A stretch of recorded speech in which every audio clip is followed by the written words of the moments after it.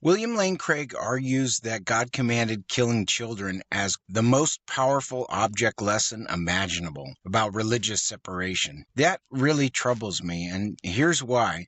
Craig suggests that the actual gruesomeness of killing children was a lesson that needed to be taught.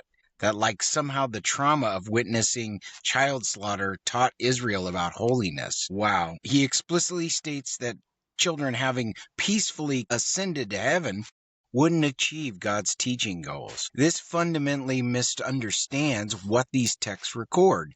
In covenant virtue ethics, we recognize these commands as tragic accommodations to ancient cultural limitations, not divine pedagogy through brutality. The infant deaths weren't the goal or the lesson. They were the inseparable tragic consequence of executing judgment with a corporate identity framework. God didn't need traumatic violence to teach.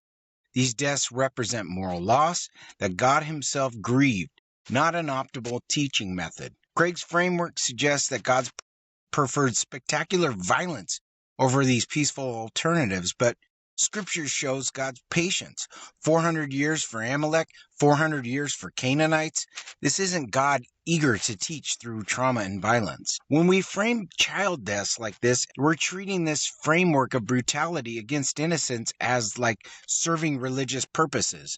And this is backwards. The biblical trajectory moves away from violence as a teaching tool.